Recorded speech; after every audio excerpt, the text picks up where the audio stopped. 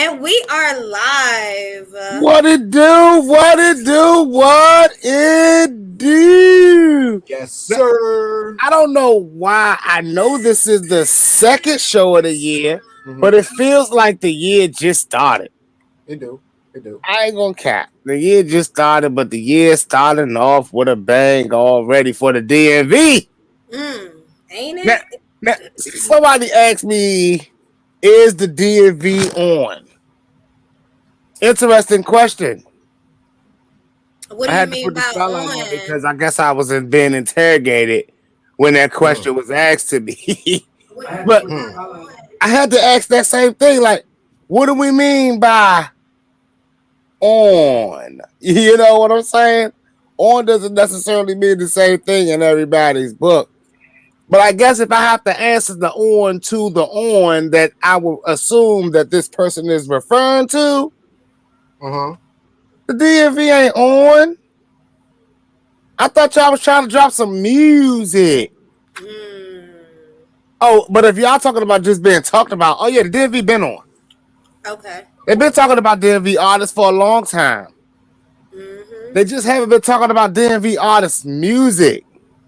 I think you're referring to the on, right? Like you can have a light switch on, but if there's no light bulb in the light, your on, you know what I'm saying? Your on presence is not lit. You know what I'm saying? But once So are you got saying that there isn't a light bulb?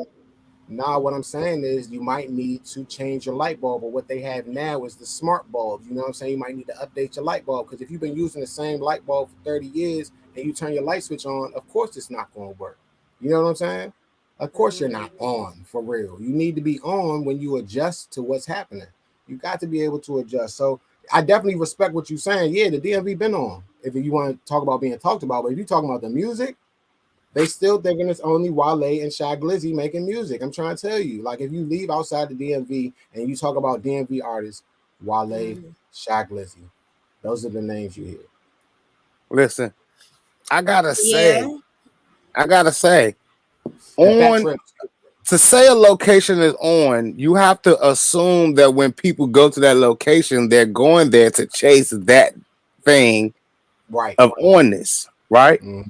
I mean, if I was to move to LA and I wanted to be doing acting and music in a different light, that would be going to somewhere that's on. If someone asks me, "Hey, I'm trying to break my music career, where should I move?" I'm not gonna be like, "Oh, go to DC." Right. We're gonna give them places that we consider on. Georgia. Exactly. So to answer that question, no, DMV is not on. However, we do like to see the antics of one Aunt Glizzy.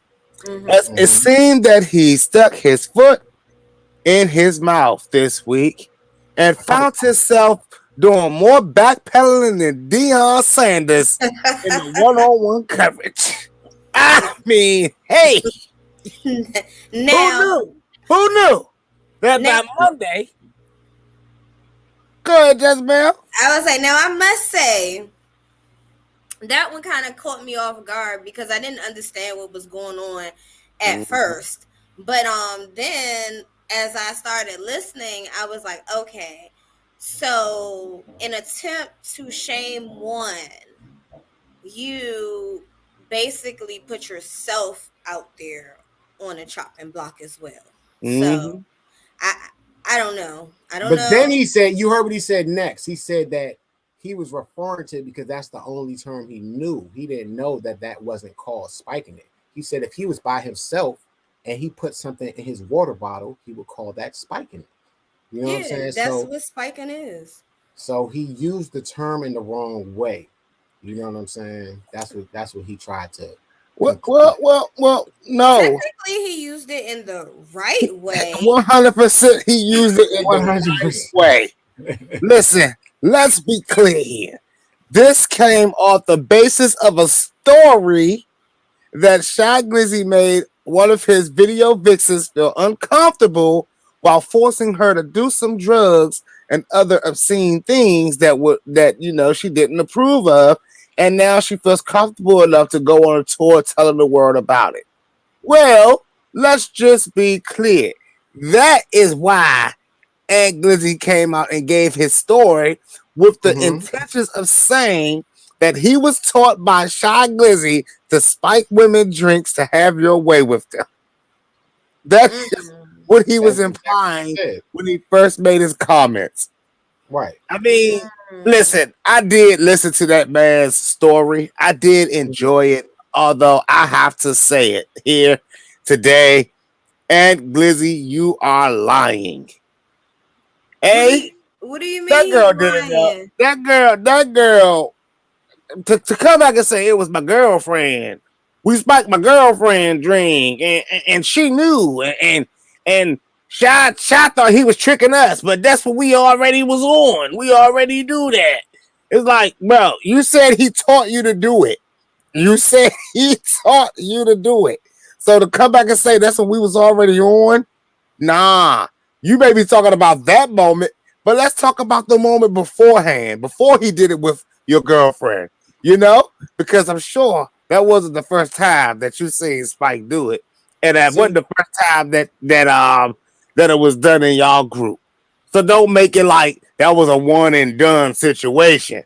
He's trying to make it like that was the only time it ever happened in his group, but yet in his initial interview, he said if you ever party with the Glizzy gang and you felt a little bit too tipsy, you know what's up. Now I ain't the police, but that man definitely gave out a blueprint.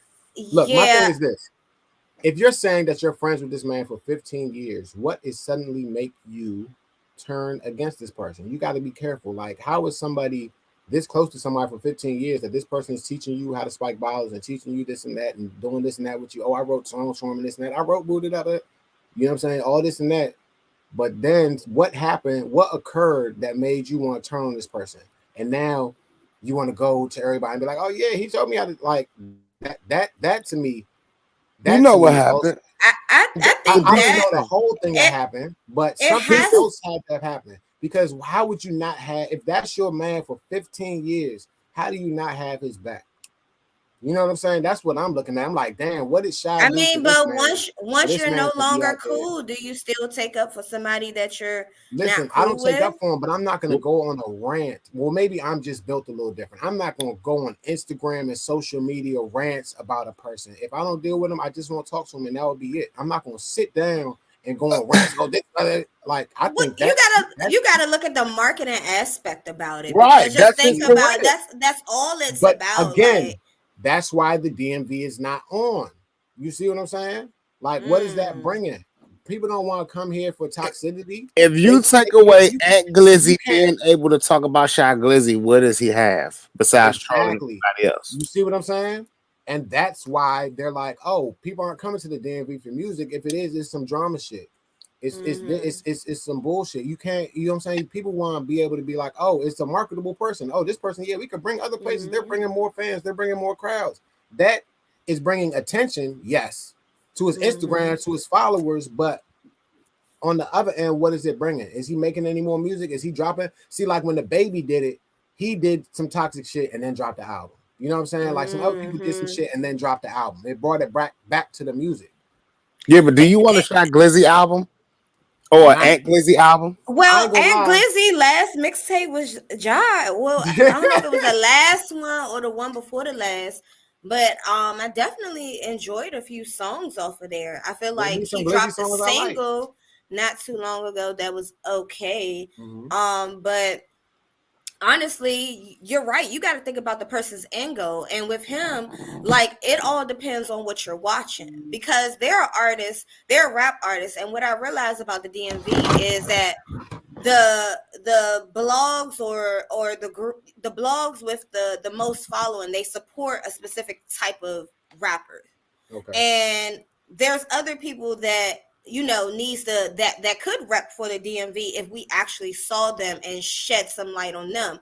I feel like that route is more of like I feel like Ant Glizzy is more of like a blogger than a rapper now. Right. Yep. And to his own accord, but we can't look to fuckery for like aspiring the next hot thing to represent the whole city as a whole. So That's I just mean, I'm my saying a perspective lot on of it. artists it changed. What happened to? I don't even want to say no names right now, but a lot of artists I can pull back names and look at their page now, and they shaking their ass. There's no music. Even the female artists, you know what I'm saying? The female artists they even have music behind their name. Why does it say "I am music" on your page if I don't see any music? It looks more to me like you're an Instagram Listen, model. to me, Ant Glizzy is not a rapper as so much as he's. I would compare him more to um people like Kevin Samuels, people like because they're That's not podcasters. a They stretch. they're just people who sit online and have learned how to keep our attention. He's Attention troll. perfect for media. So when he's like Charleston White, right? So like when you ask yourself, is he good for the city? He's definitely good for the city and bringing attention to know that yeah, we can offer something in the entertainment industry. We can Mm-hmm. offer something to the music within being aware, alert, and we can play the same games like the Wendy Williams. I get Aunt Glizzy, right? Because people come to me all the time. Yo, Six, I can't believe you said that. Six, you can't say stuff like that. And that actually makes me turn it up a notch. Right. He's just been from a first-hand source. But like my thing is, what bothered me the most about it is in today's world, Mm-hmm. right? Mm-hmm. Where snitching is not so much as frowned upon as it should be or used to be back in the day, but we're watching our black icons go down for someone saying, "Oh yeah, I remember when." Look at Robert. Look at Bill. Those were old cases in which they did something, that wasn't agreed with by in content, and it got out and a big deal, and their whole careers is pretty much railroaded because of this. Why would Anglizzy give the public that type of ammunition against another I don't That's what think icon? I'm saying. I don't think he thought it out that far. I think he probably thought about the shock value of the conversation, but not the backlash of the conversation. And So it wasn't even a conversation. He was on live with himself. I mean, well, the topic instead of the Right. conversation. I'd say the topic. I feel like he was just more so like he didn't think about it that far. He thought about it as to say, yeah, that nigga goofy for doing that shit, but he the one that told me to do the shit, not thinking that you know what I'm saying. It was like, damn, you actually was doing that shit, and then to try to walk it back at that point, he could have just said, man, that was the days. Like that's what we used. It is what it See is. what Like. happens. He That opened would have up the been door. better. But the thing is, Pandora's box. he tried to put that man out there off of a story that was being told by somebody else. And I don't want to throw the race card out there, but by a white girl, no less. What the fuck? By a white girl, no less. We saw what happened with Kobe. You know what I'm Listen, saying? But he he opened stood up Pandora's there box. and collaborated that story. And he knew this is not somebody that's dumb, right? This dude is not dumb. He knew that he couldn't go up there and use that platform and say, "Oh yeah, Shy be doing this. I know he be doing it. I've seen him do it, right?" And it's like, wait, you seen him do it? He had to interject himself. That's like firsthand proof. Right. And the story got too far. He was just being too entertaining, and he Exactly. told the truth. He listen. His whole career has been based on him telling the truth. And sad things, like you said, the shock value. Well, we shocked now. But in that, do y'all think this is my do you think question? Do y'all think Shy should respond? So, Or do y'all think Shy has to look. respond? To Listen, my who? thing is this: to Ant, right? Or to the or somebody, some type of My thing statement? is this. My thing is this. One, what happened was Ant opened up Pandora's box, right? Because once he opened that up and started getting that attention, your expectations are for him to talk more about this. Oh, I need to hear more, right? So that's his only outlet now. It's not like him talking about this was like, oh man, did you hear what he said in the song? Oh, he talked about no, that's not what it led to. So now that he opened up that box, he doesn't know how to close it. Nobody wants to hear him say anything else. He What do can't. you want him to talk about? He can't Did talk y'all about anything else. did y'all see his drop in on Whack 100 in Clubhouse?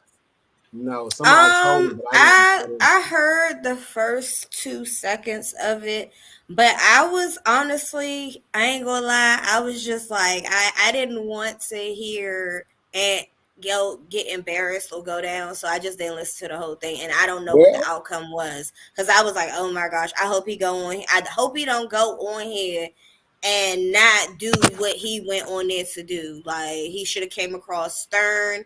From what I heard, like it just sounds like from the beginning he just was trying to. I don't know. It was a couple of the words he said, and I was like, "Oh my gosh!" Like he think before tried to you get speak right tough. now. He Yeah. tried to get tough. on Clubhouse. It's like when someone goes to school and you poor, right? You know you poor, and you know your mama doing the best she can, and she got you those Pro Wings. And Pro Wings used to be the shoes for Payless for all my ballers in this century.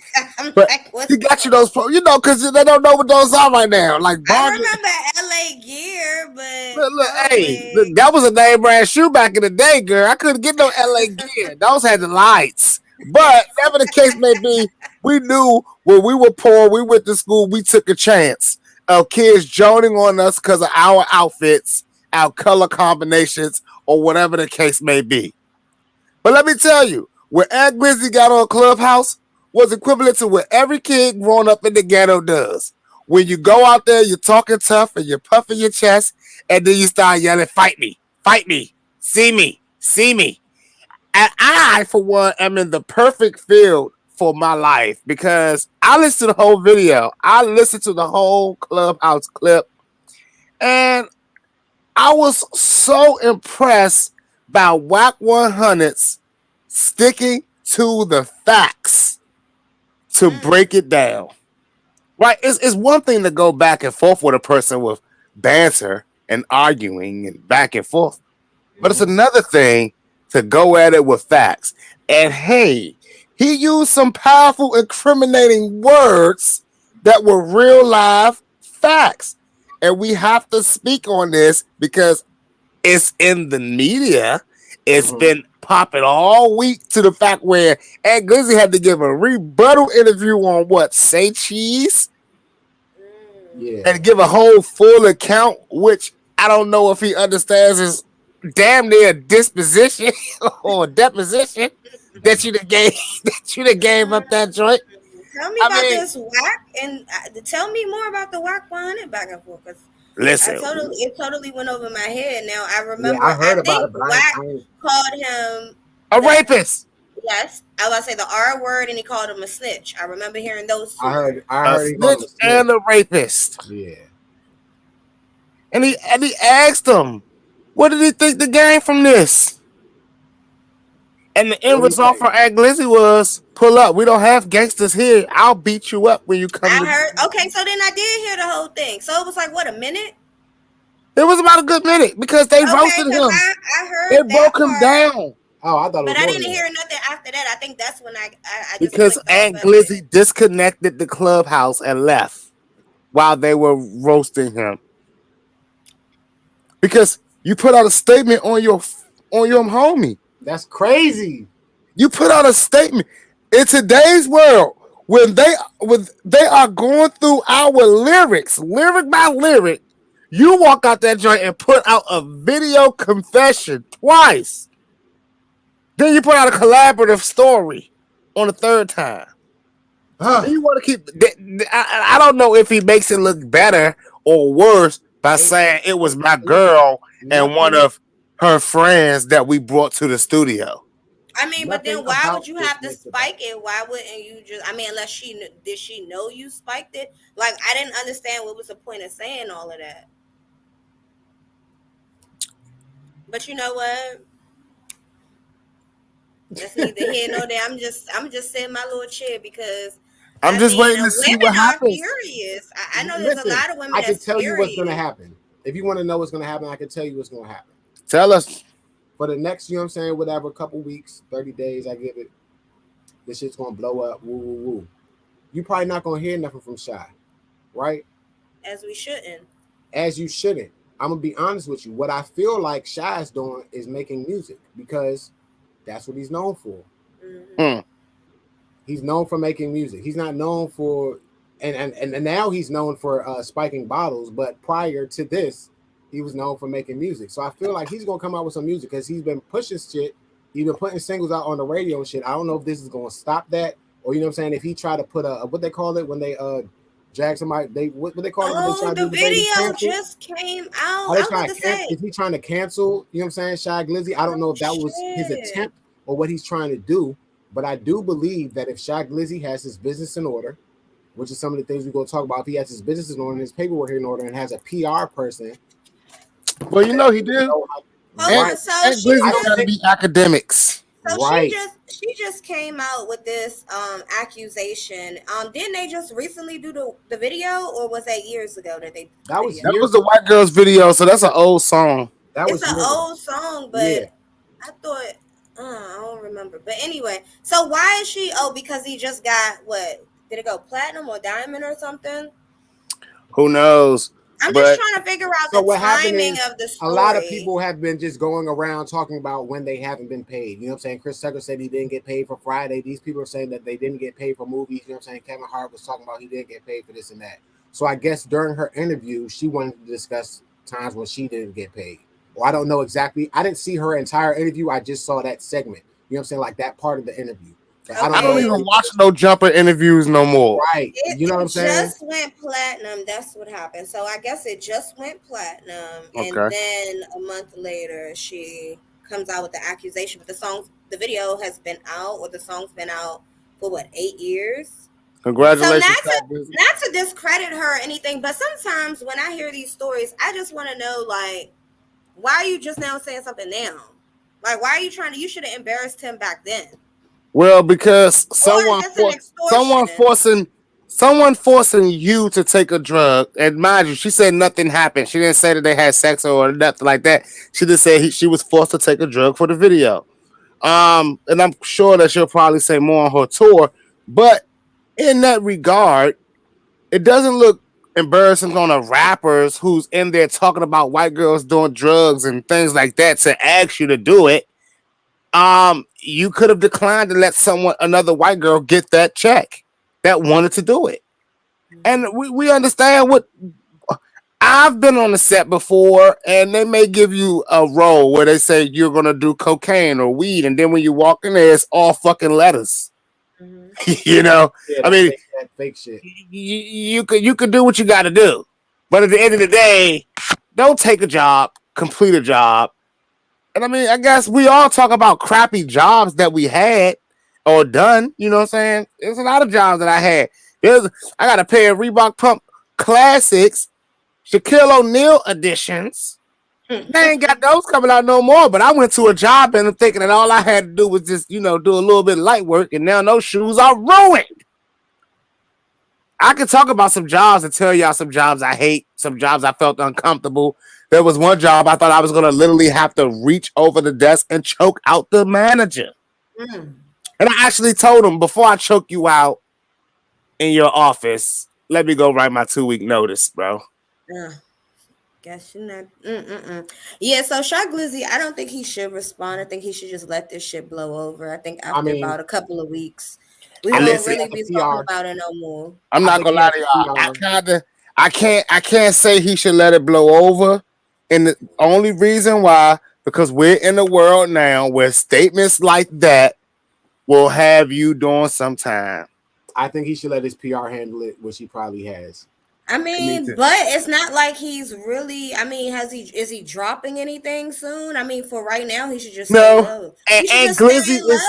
And Glizzy, nor this white girl is big enough to say this. They're not big enough to make this blow over.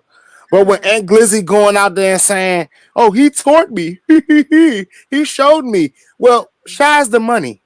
So guess what can happen? And I don't want to speak these things, but fake people come up all the time. He did that to me too. He did that to me too. Yep. Me too. Me too. Me too. And that's what creates a problem. I was just thinking That's about that. exactly. So if I was shy, I'd go into it, get it right in front of it. And Glizzy was the same person that wouldn't come downstairs when I pulled up to his house. That He motherfucker's a lie. he ain't gotta say all that, but I mean, at the end of the day, I mean, you gotta protect yourself. But at the end of the day, right now, is he being accused of anything? Are there any accusations against Shy? So then, what does I he need mean, to speak on? You know what I'm just saying? Is a Listen, warrant at out for that his point, arrest? when that's happening, it's too late. Is a warrant out for his arrest? When that it's happens, it's too late. When that happens, it's too late. It's already too late. He could be in jail 6, 8 months, but like, look at but why she knows what she's doing by publicly stating these things. I mean, she should have. I hope she filed a police report to go with it. I hope she I'm understands just that's the not last video she'll work in America. that too. She won't work But another rapper video. it's sad we only have, I want to say, two international artists, and that would be Shy Glizzy and Wale. And I mean, Oh, we got Tabby Benet. okay, put He me put it in the in the pocket. pocket. Okay, all right, I we give him his got him props. too. But I think we need more. I We mean, we got people definitely from the need more. DMV, not necessarily musicians. We got people from the DMV. We got Dave Chappelle. We got Martin Lawrence. You know what I'm saying? Maya. You know what I'm saying? No, I'm People talking about from like musicians. yeah, So Maya, Maya. well, Yeah. but currently we only got currently we really just have Wale and Shy Glizzy as I far mean, as and really, international. y'all, we don't have nobody. Y'all know what makes these cities powerful is the fact that I could be riding down the street and I could see an Outcast member. I could see a Future. I could see, these people could ride around the towns and see Lil Baby. People were in Chicago. They seen Lil Dirt. They actually had a chance to see Vaughn and all these new stars, right? Any artist in the DMV, you got to go to Atlanta, LA, New York to see them. DMV artists do not stay in the DMV. It's like what your friend Dr. Umar Johnson said. He said something that was very interesting. He's like, if you don't stick with your kind, you're only enriching where you go. Right. That's Right. the same as in music. But okay, go ahead. It's the same as in music. If I take all my talents to South Beach is great. South Beach is getting all the money. South Beach is getting all the opportunities. Yeah, people will say, oh, he's from the DMV, but they know they ain't got to come to the DMV. They ain't got to put no money in the DMV to see me. They can come right to Miami. Give Miami all the money. Give Atlanta all the money. Give LA all the money. New York all the money. Well, why can't an artist live comfortably in DC? Well, Why does he have to live here? I understand coming back to work here. You don't necessarily have to live here to put the city on. You come here for work. You pick the artist that you actually keep an ear out to the area for a specific sound that you like. Now, I thought about it the other day, and I was like, well, maybe they don't like none of this shit that these artists are putting out. nah. Maybe they think it's That's also trash. no. I'm also tell you. So, No, like, people are too nice. No, people are too nice in the DMV, and when people don't have their mix and masters right, or they song be sounding like some trash, their friend not gonna tell them that.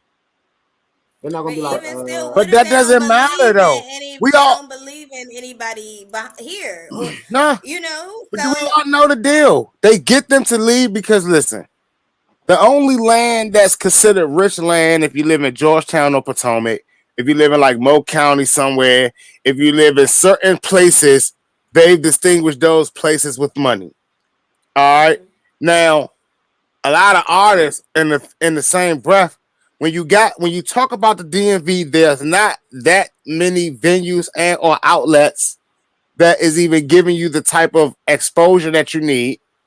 The radio, the media does not cater to those artists mm-hmm, until they're on everybody else's radio stations. mm-hmm. So when you ask why won't an artist live there, because that's not where the work is. Mm. They be getting on a plane, a train, a bus, driving all day, every day, just to work. Mhm. Yeah, the crazy thing is, I get more work done with more people and more artists and more people when I go to other cities. Listen, a record label is not gonna. when a record label wants to get an artist from New York, you know what that record label has to do? Go find that artist. Like they have to go to where that artist is performing because that artist is killing New York. Mm-hmm. You know what I'm saying? If an artist is killing it in DC, they be like, "Hey, come to LA." And the first thing they've done that. How many people I've seen on Instagram signing paperwork, and I just don't know what happened after that. Y'all laughing, but y'all know who I'm talking about. It's a couple of them. They sign the paperwork, and now they're doing fucking TikToks and shit. Yeah. Because because they signed that paperwork, and somebody tell them, "Hey, buddy, you need a TikTok hit, buddy." That's how they talk. But they're not doing music on. They're not doing music on TikTok. They're doing funny videos, or they're just locked up. One of them locked up. Like so, two of them actually, maybe three. but anyway, I'm just saying they signed this paperwork and they just it's pointless. It's crazy because the industry knows what they want, right? It's like. I could tell you right now. I could send you an email right now and be like, "Yeah, sign this paperwork, right?" And it'll be a DocuSign, or I can send it as a PDF, and it'll be a contract saying, "Yeah, I'll be your manager, and I'll get you a deal for $25K by the end of the year, and I get you an advance of $10K as soon as you sign this." They're gonna sign that. Why? Because they haven't seen 10K.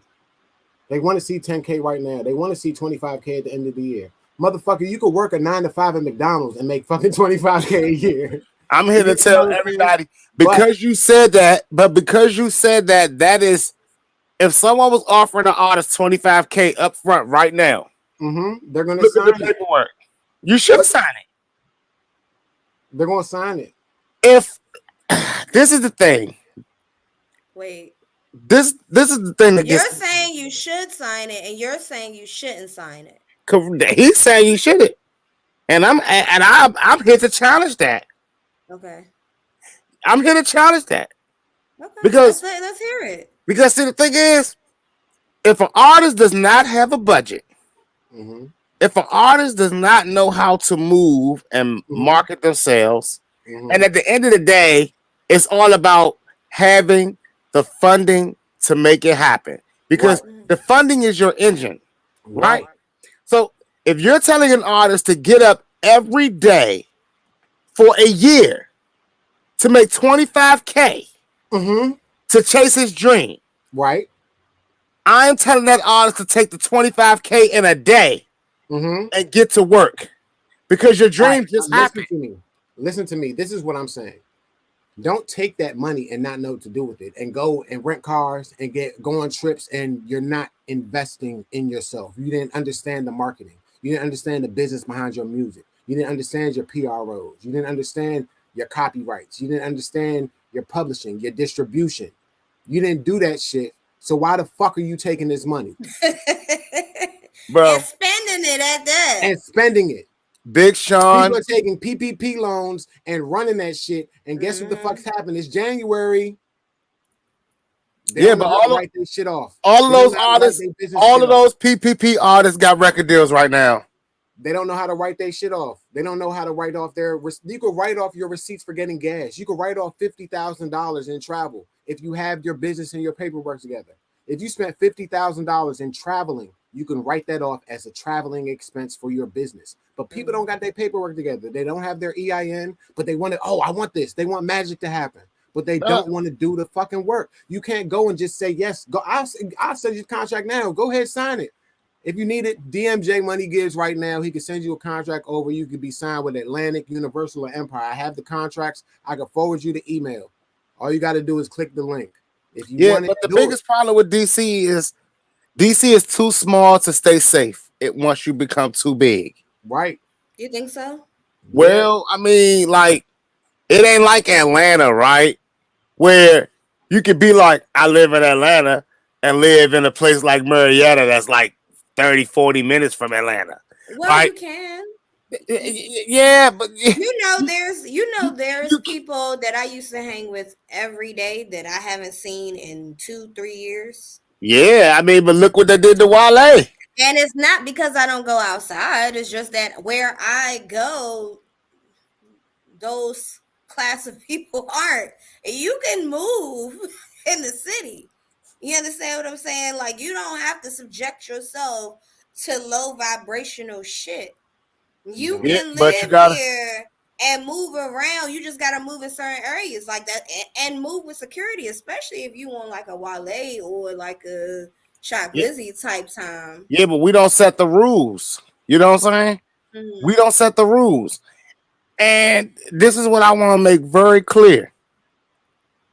If I was a big DMV artist or big DC artist, Mhm. and Mm-hmm. my thing was, yeah, I'm the artist from DC. Woo woo woo. DC has shown that if they find out that I really live in Baltimore, they find out I really live in Howard County, Jessup, if I really live in Akakeek, right? Mhm. They're gonna let it be known. He ain't no DC artist. He can't be for us. Right. Now, the problem is if you was to go and try to move down there by the embassy where it's safe, over there on South Capitol where it's safe by the embassy, and you put on your occupation rapper, they're gonna deny you. They ain't gonna let you move around all them mayors and Congress. They're gonna Mm-hmm. deny you. So again, a hurdle to jump. You I know, don't like that they do that though. DC only hurts themselves when they try to break from the DMV because when you, a lot of Maryland artists, and I noticed this the other day, like Maryland artists to me, they get a lot further than DC artists. And they actually, sorry to say, are very talented and diverse and versatile when it comes to their music. it's the So freedom. DC needs to, like I understand that they like to stand on their own or we like to stand on our own, but at the same time, like it's not helping. It's not helping at all. It's the what Leave freedom. Wale alone. what It's the amazed me freedom. was Merlin artists, Merlin artists have way more freedom, right? I could say I'm from Maryland, and if you found out that I lived in Frederick, Maryland, it doesn't change nothing. I'm from Maryland, right? I could say I'm from Germantown, but I can still rep Maryland, right? I can be anywhere in Maryland. And hell, I could live in DC and still rep Maryland. But I can't live in DC. I mean, I can't live in these places and rep DC. And it's not because of it's because of the people. I put on my Facebook page, I was like, yeah, man, DC, we need to step up. We need to do this. We need to do that. And we'll be on. And this girl said to me, fool, you're from Forestville. I said, oh, wait a minute. I was raised in Forestville, yes, but I'm not from Forestville. I was born in D.C., Greater Southeast Hospital. I didn't move to Maryland until I was damn near 10, 11 years old. I mean, I had already put in work. I don't know what else to tell you. You know, like hey, but she wanted the whole world to see that comment. She put it in all caps. Fool, you from Forestville. Never forget it. I mean, Look, but why do people from Maryland and Virginia want to claim DC? If I was from there, if I was from Maryland, I wouldn't claim it. I wouldn't claim DC. Somebody say, where you from? I would say Maryland. Baltimore, nah. South of Baltimore. la- la- la- people, let me. I Straight want to up. clear this. I want to clear this up for people, right? The answer of where you from is where you were born. And like people, Mm, we, it's not where I'm at right now or where I right. just came from. oh, so Maybe I look, should start being real technical when people ask me where I'm from. My house. motherfucker be like, now somebody be like, where you from? I be like, wherever my 2 feet at. I hold it the fuck down. I come from my mama. I'm right here. Where Like you what? from? Right The here. stork bought me. What are we talking about here? Right? People don't. People where we're from is not the problem. Where we're from is not the issue. The issue is how can we get past the point of just 5 seconds of fame? Mm, yeah. And The only way to is to find a way to keep our artists in the city until Like they reach a certain point. I mean, can y'all name one major artist that does a annual show at home? Every you talk about here Yeah. or somewhere else? No, I'm talking about from home. You know what I mean? Like Jay-Z got his day at the Barclay. You know, even Wiz Khalifa got his day in Pittsburgh that people look forward to. But where's Wale Day? That's a good idea. now, like for real, like I was doing that Purple Wave Festival 4 years in a row, but you know what I'm saying? Like that was more for like the community. You know what I'm saying? And even though I was performing, I wasn't performing songs like I was performing at Smokehouse and stuff like that. But we was definitely doing that 4 years in a row. We had LMA, we had Sugar Bear. You know what I'm saying? Like those Oh, joints was definitely besides Sugar Bear, the first artist you named not even LMA. from DMV. We brought we had other artists from out of town because we had a But you talent box. right So that's how about we got talent. you right about that. You definitely right about that. I mean, people don't want to come back here. It's too much hate, I guess. Hmm. It's not enough love. It's like I don't know, The hate is especially in because the hip hop community. like it's like Scarface said. I still live in my same neighborhood that I was in when I first started. My house just bigger on the hill now. Oh, okay. They know what they know, right? We can't. We don't give legends because there's nobody. No one has. There's not one DMV artist that you can say put anybody else on that to make hits. To I Nah, I make mean mean, you hits. can. Then It's Wale a lot of put people. Fat Trail Nah, on what's though. his name? What's his name? He cut just it, died too. No, I'm saying didn't he? What? Did he Listen, not? listen to me. cut it. Listen, I can't even remember his name right now. His name's he made that Trey Songz beat. The neighbors know my name. He made a whole Jay lot of Z made listen what I'm talking about. Jay like Z listen. made He the made a rock. lot of the music Jay Z made for the rock. 50 Cent made G Unit. These are all cats from New York. Dipset, Outkast. You know what I'm saying? Like these are all groups, right? But didn't right Trail But have Slutty Boys? what they do? What did the and Slutty Boys do? Shaq Glizzy had Glizzy Gang. What did Yeah. Glizzy Gang do? I mean, they was popping. And once he Where? got he In the took city? off. He took off and left everybody behind. See, what happens is when one, it's the same thing that I kind of see with the Glorilla shit. Like, you come up with a group, you doing shit with your group, y'all all got hits. Somebody choose you out the group, and they now got control over what you more so what you promote and what you do. So you don't continue to promote the people that you came up with because the label don't want that shit on your feed. Don't want you to scar your image or whatever the case may be. So I mean, to their defense, is it really their doing that they can't Yes. reach back? Yes. Because in the label's defense, yes, every label is going to have a contract to entail that you do what you're supposed to do. Every artist is supposed to come to a label with an imprint, especially in today's time. You see what I'm saying? I mean, Mm-hmm. if I go to a label, they're not just signing Sixxcess, they're also signing Oh Lord Records, G Dog Music Group. You know what I'm saying? So it's like where, yeah, I may owe them 5 albums, and I know that. But in those 5 albums, I'm being allotted because I'm giving them the money that I'm doing my job and Mm-hmm. making them the money that I'm supposed to make, making the Right. sales and meeting my quotas. Now that label is going to have no problem with my imprint making more money for them. That's why it would be applicable for you to take an advance. Somebody who doesn't have their paperwork together, doesn't have a Look, team, doesn't have engineers, doesn't have a producer. Why would they be taking this type of money? at the Why end of would the they be day, doing this? Little Baby created 4PF. From that, Mm-hmm. we've seen several artists grow from that Right. Mm-hmm. to where they've catapulted their careers. Mm-hmm. Okay. Little Wayne made Young Money. Right. We've seen several artists catapult from that.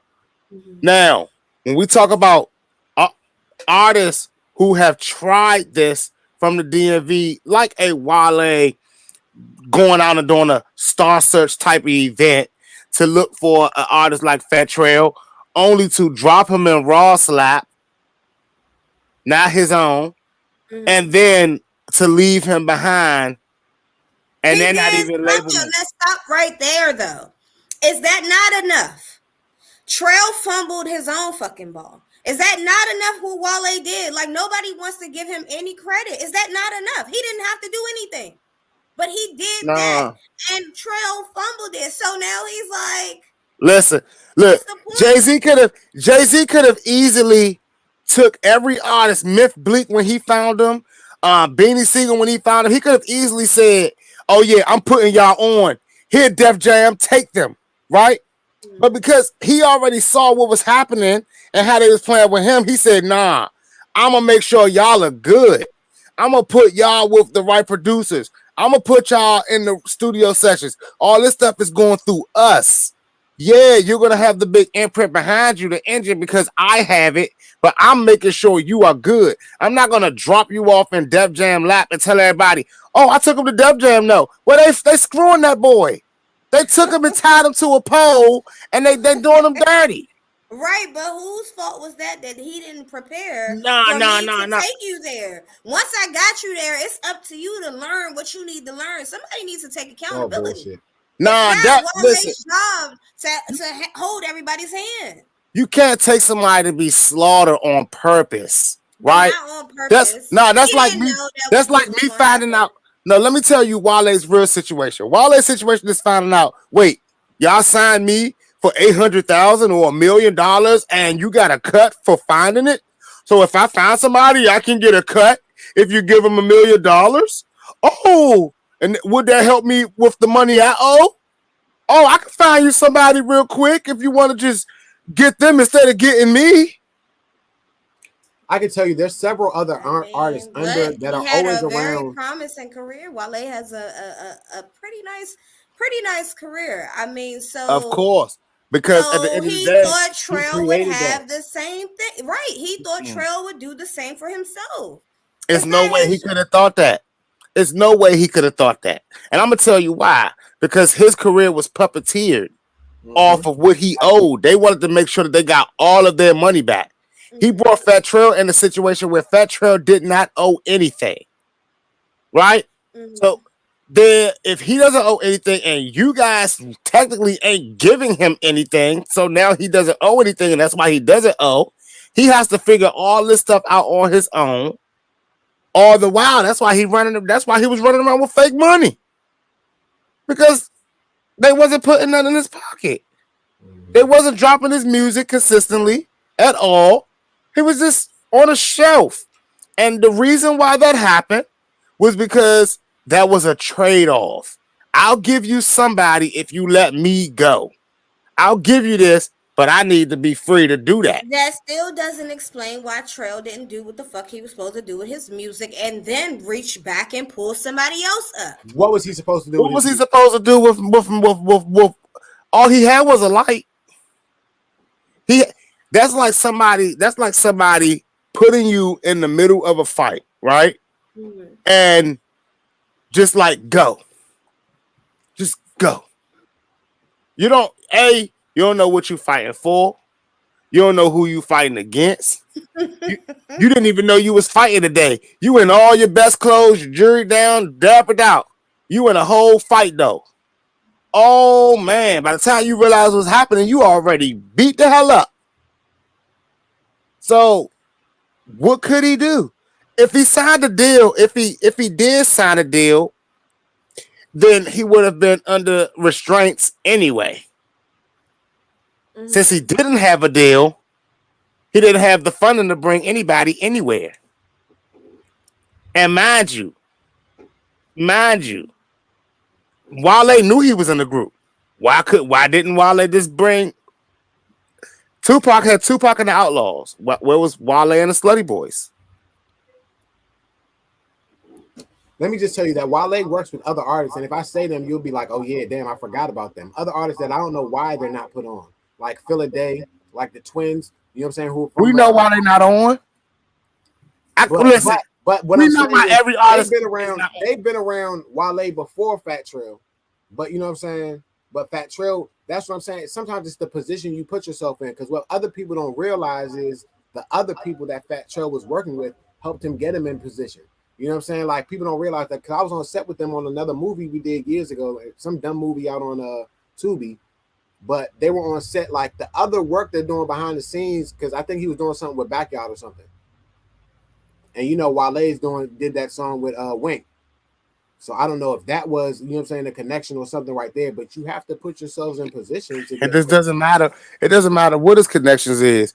If I get a man a job at my job and I'm a supervisor, even if I'm a shift supervisor, right? I ain't the manager. He can't call me and say, "Hey, bro, I don't like this shift they gave me, bro. Right. Like, move my shift. Hook me up. I don't like the pay they gave me, bro. Hook me up." I'm like, bro, I just got you the job, dog. Don't look. You know how niggas are too. Listen, y'all know how niggas are. All niggas is don't quit, bro. This is my name, bro. They know the job terrible. You said you needed a job. All I'm saying is we just need to give Wale his credit, and it's not his fault that, you know, the people behind him did not pull up anybody else behind him. Shy Glizzy tried with No Savage, whether we feel like it was a fair try or not. No Savage dropped the ball his damn self. So what are they supposed to do? Well, like I said, DC ain't a safe place, and you always dropping the ball when you got your artist in an unsafe place. Speaking of unsafe places and going right along with the theme, is 1017 cursed? I don't think so, but I know that that chain could be given to the next hot artist, so they need to give it back. They calling it the Gucci curse now, y'all. They need to get that chain back and stop playing. Now, several artists have either died or went to jail quite soon after signing with Gucci. Gucci is also in another shell because Big Scar's family is saying that he didn't drop a dime on the funeral after saying that he would. And it's just getting real crazy when it come around with 1017. I mean, look, I gotta tell you, artists, would I still sign with 1017 if they was to offer me a deal? Maybe. I ain't gonna lie. Maybe. Well, I think it's all about choices. People make the bed that they lie in. That's pretty much it. I ain't gonna lie, Gucci wouldn't sign an artist like me. I don't have enough drugs in my system. As far as the untimely death of Big Scar, that was just unexpected. So, correct. You know, like I wouldn't put that on him, but everybody else, they made their choices. Yeah. A lot of people would like to blame him because they're saying, well, it has a lot to do with grooming and artist development and kind of, you know, like teaching these young boys that sign into your label, but he's not their father. And also, they're following his footsteps. They're just not making it. I mean, did they forget who I was before he went to prison, before he came out? A married man, saved, sanctified, Holy Ghost filled, fire baptized. I don't think they realized it. I think his new image has superseded his old. Yeah. I'm not gonna lie, it has. It has. But do you think that the family need to get a chain back? Nah, that's the question. I think they should sell that chain so that they can. You think he's wrong for asking for his chain back? Hell yeah, man. Pay money. You know what? That is terrible. I don't think so. It's a loan. You was a part of the team. Here you go. Now you're gone. This can go to the next person. What they gonna do? I wouldn't even want that man chain though. But what they gonna do with the chain though? Bruh, I ain't gonna lie to you. Now every artist gotta ask before they get a Gucci chain. Who had this first? Who chain was this? Now we know he's taking the chain back. It's like, hey, you ain't 1017 no more, I thought that's what happens anyway. I thought once you leave the label, they take the chain back from you. Nah, see, you saying leave the label like that man, like he was done with his contract. Fuck this shit. Is he not done with his contract though? Nah, like so I believe that Gucci, it should be like a sport. They should retire his chain. His chain, his chain should go to the family. Should be like the military. They should, like Gucci should be wrapping them chains up and giving it to the No, family like a flag, man. no, them So chains cost money. before you said that, my question was going to be, what was Gucci asking for it back for? Like, you know what I'm saying? Like, what was he going to do with it when he asked for it back? Was he asking for it back to give to another artist, or was he asking for it back to do something like that? Nick, you know what I'm saying? Put it in memory or something. You know what Gucci He was like? wanted Oh, it back because this got failed. You ready, Dominico? Your turn.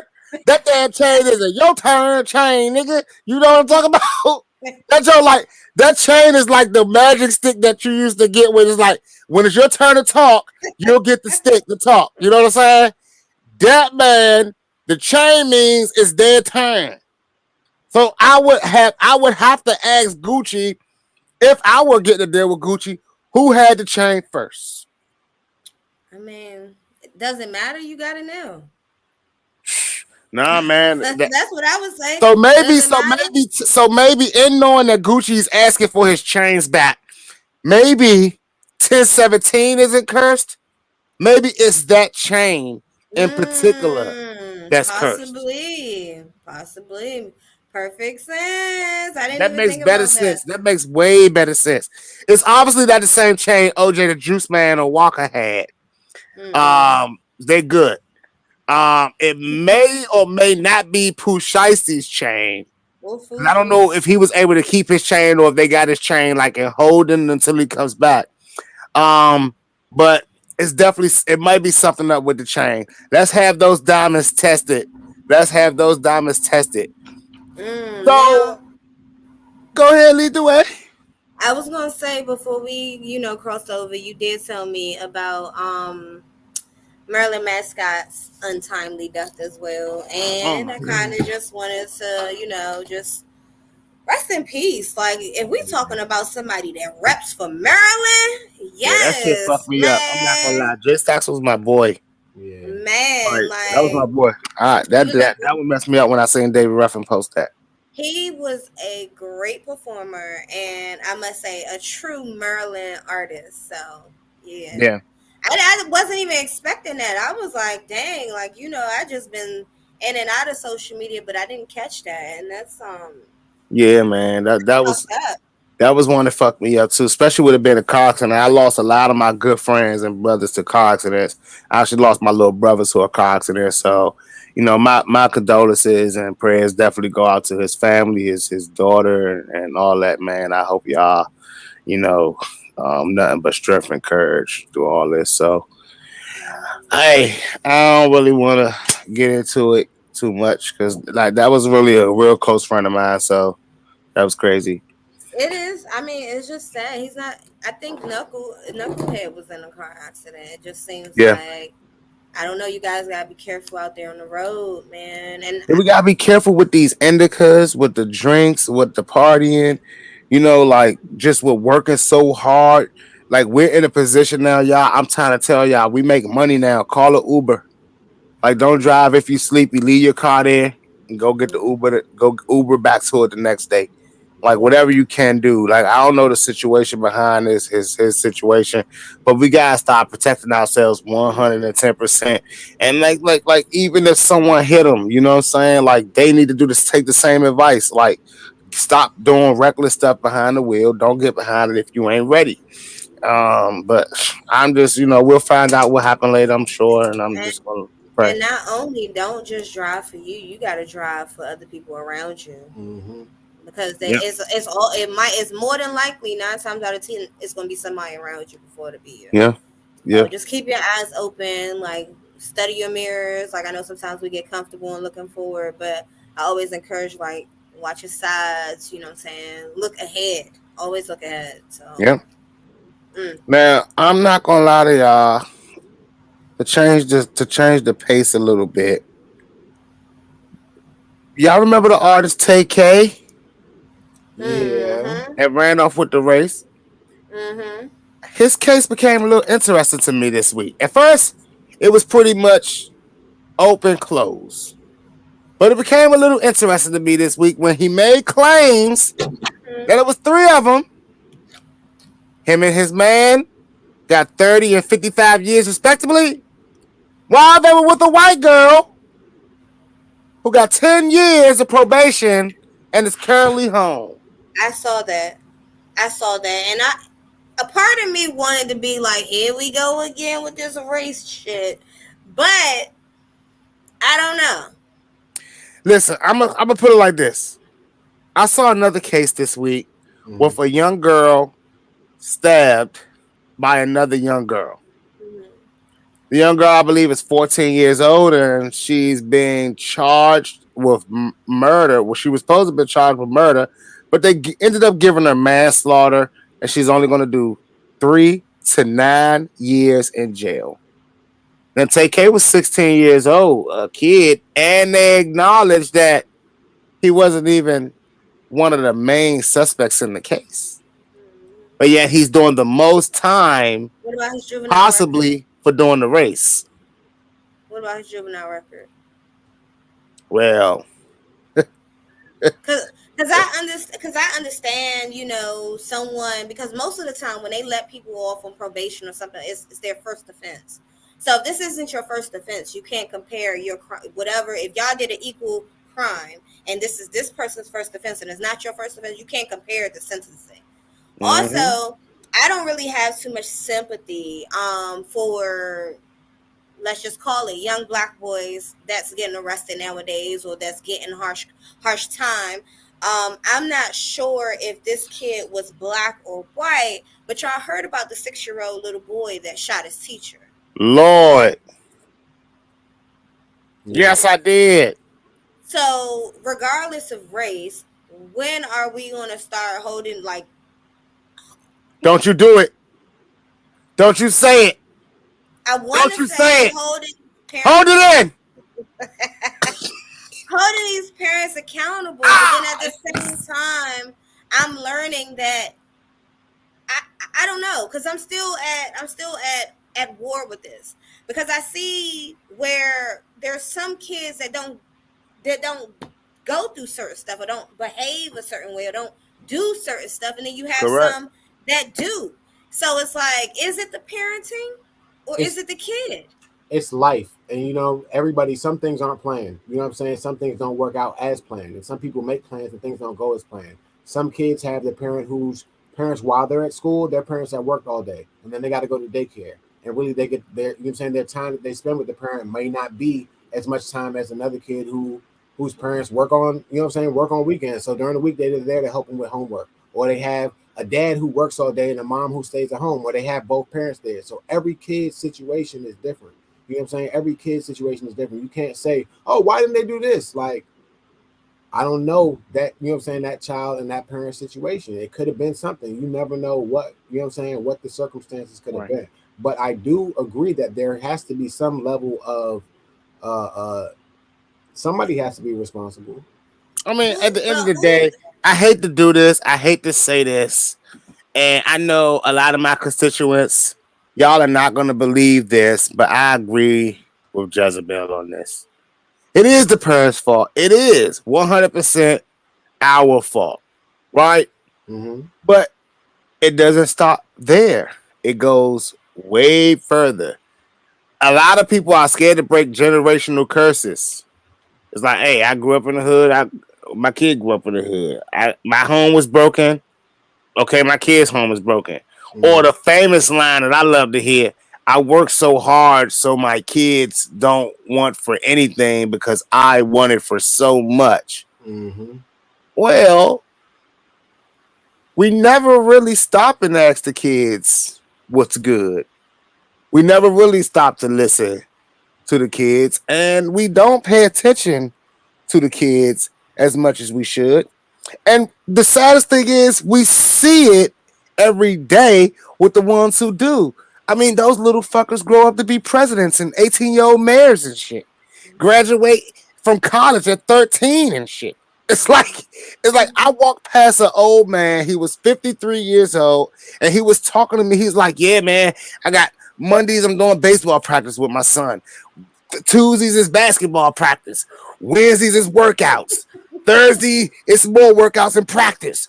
Friday, I'm like, man, you know, like, I couldn't even say congratulations to his kid. I had to ask him, what do you do? Right? Because it's like some parents put themselves in position to be there. Mm-hmm. Some parents make excuses on why they can't. At the end of the day, I do a lot of talking to people with life, right? A lot of people call me and ask me life questions. And sometimes I feel like I'm the old guy. But it's like when I sit back and I understand that everybody in life has a purpose. Mm-hmm. And if you don't know your purpose, it's easier for you to receive what your purpose is from someone else. Right. So, who are your influences? And for real, your influences are based on who you're allowed to be around or what's allowed to be in your facility. And I see a lot of people say, oh, well, I work here because my job, or I live here because it's My job. affordable. And I'm like, is it affordable or you just don't want to do more at work? You don't want to go to another level in your life. If you're comfortable, then I'm comfortable. No, they're But at the end scared of of the day, being kids pay for uncomfortable. that. I get ridiculed for saying that though, Six. Like I just, it's just funny that I'm just surprised that you, a guy, is actually saying the shit that be in my head. Like I'm no one to judge, and I don't have any kids. I can't tell people what to do. But I mean, I hear it from a parent. I think I have a pretty clear idea if you agree with me. So I mean, like it's crazy because like I take my son. My son did a movie, and the director that picked him for the movie, she made it her business to tell a wife like, your kids are so mannerable and respectable. You know, like me growing up, I could get into some fights. I mean, I would probably get into at least 1 or 2 fights a week growing up as a kid. But the one thing my mother and father always heard was, he's so respectable. If we can get him to stop fighting, everything will be good. So it's like, that's what my father drilled into me. I was talking to one of my friends earlier and I said, dang, you know what? My father put this hustling mentality into me. I mean, it was at 7, 8 years old. I was already mowing grass for my neighbors, shoveling snow for my neighbors, making my own money for my neighbors. Surely when I turned 16 and I worked all them hours and I got a check for what I was doing already, shoveling snow or cutting grass, no way I was going to ever be able to stay in the workforce. No way. Thank you, Pops. But what about the people that don't get taught that? There's a lot of people that get taught straight up. Like, you don't subconsciously teach your kids to hustle or to scam or to lie. But when they're watching you all damn day hustle, scam, and lie, and your response is, well, I'm doing the best I can for you. Well, if this is for me, then I want to be just like everybody. I want to lie, scam, hustle. I want to break the law, do whatever I can do. Oh, Mom, you think Uncle Ray's cool? Oh, because he's your brother? Oh, but Uncle Ray robs banks and kills people. Thanks, Mom. I could be like Uncle Ray too. No, instead of telling Uncle Ray, you can't come around. My kid here. It's like people don't even ask people no more. You know, people don't say watch your mouth no more in front of kids. Mm-hmm. You realize that? Like no one says, "Hey, watch your mouth, the baby." No one says that. I know some parents that do. Bruh, that's like rare. They're unicorns. I know 3 of them. I know 3 of them that do. You can't curse around their kids. I don't curse around kids anyway. I probably know about. You got to know about 50 parents. No, but I'm trying to tell you, the other ones, they kids be cussing me out. I be looking like this little motherfucker. And you know why a parent can't tell their kid to stop cussing? Because all day long they cuss. Mm-hmm.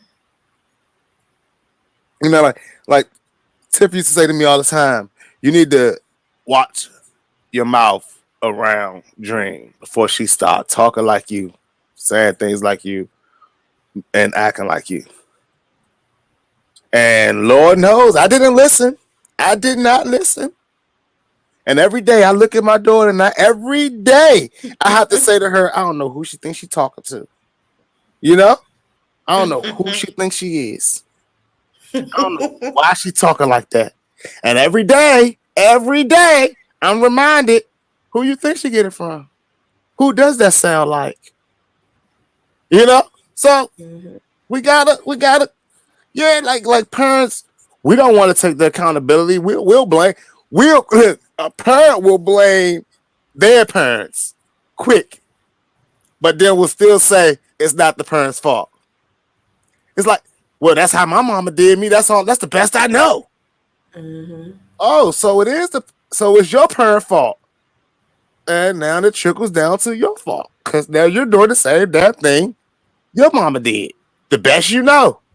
Well, I'm here to tell y'all, I ain't the guru of life, but there are books, YouTubes, whatever the case may be. If you want to be better at anything, you want to be better at, pick it up and read that joint. Yeah, there are classes you could take. There's Coursera.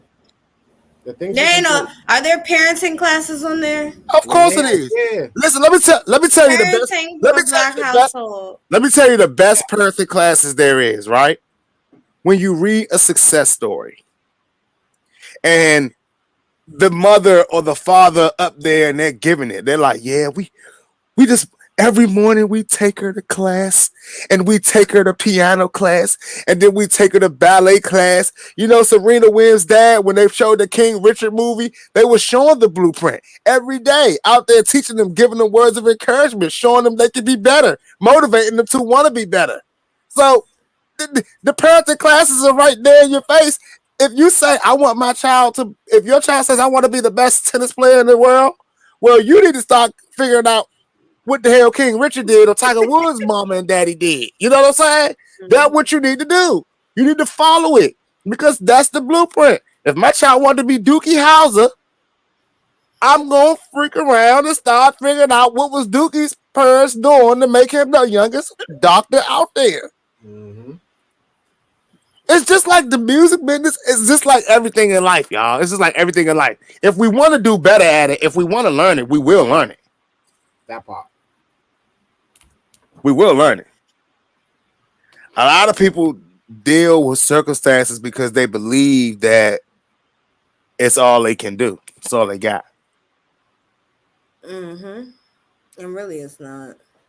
Really it's not. Well, so let's get dangerous for a second, y'all. We're talking music business. And there was a nice little notelets shared with me. You guys yes, I definitely do.